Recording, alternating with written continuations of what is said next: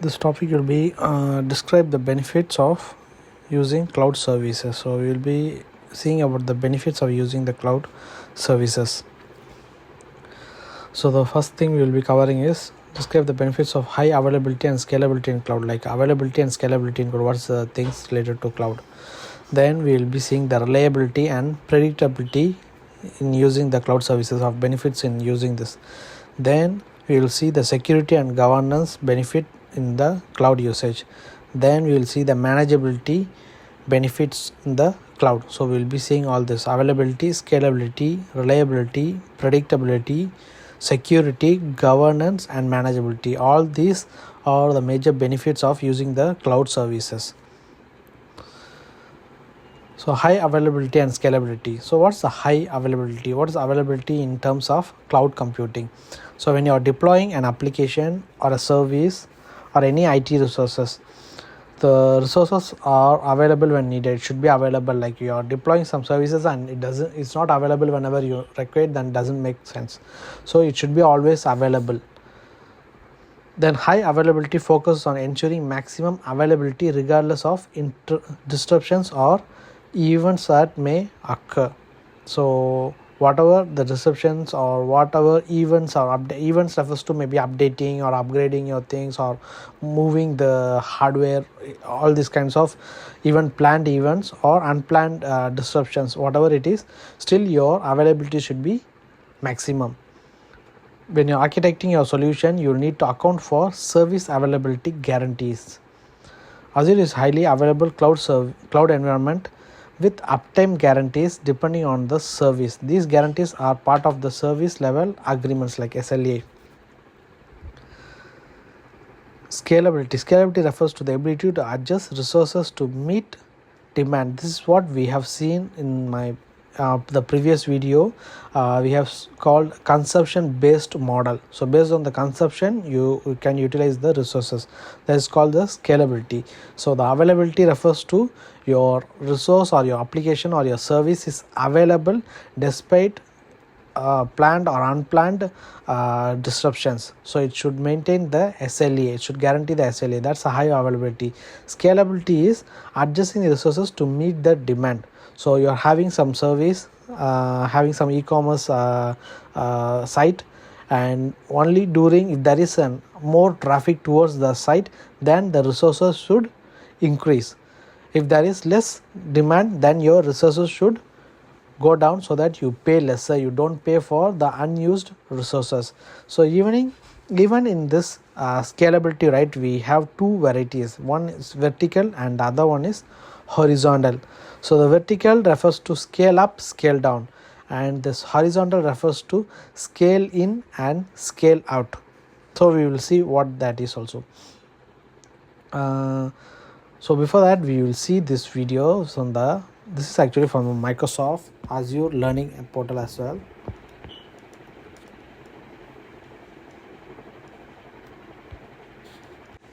A service level agreement, or SLA, is a standard industry term. It's the formal agreement between a service provider and customer that guarantees the customer a stated level of service. The service provider may be a commercial company providing the service, like Microsoft when you use Azure services. But SLAs are also used inside organizations in an agreement between the IT department and the business users. Let's look at what SLAs mean for Azure. Azure's service level agreements are represented as a percentage related to the service or application's availability. This availability is also known as uptime. If the service was always available to use, you'd say it was 100% available, or it had 100% uptime. An SLA also commonly includes details like what is defined as downtime when the service is unavailable, and any credit you may be entitled to if the SLA is not met. In reality, 100% uptime is difficult and expensive to achieve because it allows no time for taking the service down for required maintenance or upgrades. It would also require duplicating every single component in case one component failed, and would require those backup components to pick up the service tasks with zero interruption to the customer. For these reasons, SLAs of 99%, 99.9%, and 99.95% are more common. 99.99% is also available in some services in Azure. Is there a big difference in a service that's 99% available versus one that's 99.9% available? Yes. A service with a 99% SLA percentage can be unavailable for up to 1.6 hours per week or 7.2 hours per month and still be 99% available. That time is cumulative, which means it can be added up over multiple incidents of the service being unavailable. A service with a 99.9 SLA percentage can be unavailable for only 10 minutes per week or 43.2 minutes per month. That's clearly a big difference. If the service is critical to your business, minutes versus hours of downtime can make a big difference. But highly available services do come at an extra cost. Each Azure service has its own SLA. Familiarize yourself with them prior to designing any application that runs on Azure to ensure you're optimizing availability against your business needs.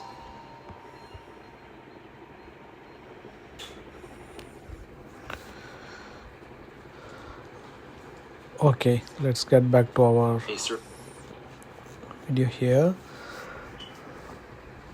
So benefits of reliability and predictability in the cloud service. So reliability is the ability of a system to recover from failures and continue to function. It also one of the pillars of Microsoft Azure well architected framework. When decentralized design, the cloud enables you to have resources deployed in regions around the world. With this global scale, even if one region has a catastrophic event, other regions are still up and running. So actually the Azure cloud, they have data centers in different regions, and even different regions they have their centers at different locations as well. So even if there is going to be a very big catastrophic disaster, still your service can be running by moving it to another region. So this is the reliability the cloud service provides us. Then predictability. So predictability in the cloud lets you move forward with confidence, meaning like you can focus on the performance predictability or cost predictability. You can upfront predict how much is going to cost for you if you're going to take a service, with what load you're going to run it, and also you can predict the performances. So like what performance you can get from this kind of architecture we have. So this predictability is heavily influenced by Microsoft Azure well architected framework. Then performance predictability, as discussed here, the performance predictability focus on predicting the resources needed to deliver a positive experience. So auto scaling, load balancing, and high availability are some of the cloud concepts that support performance predictability. So all these things we'll be seeing in our future videos in detail. So the high availability we have already discussed. So auto scaling and also the load balancing we will see in our videos later. Then cost predictability is focusing on predicting or forecasting the cost of the cloud spend. So how much you're going to spend. So we will have a rough estimate of what will be spent if you're going to use this much of resources for this much of time, and we are going to have this much of load provided.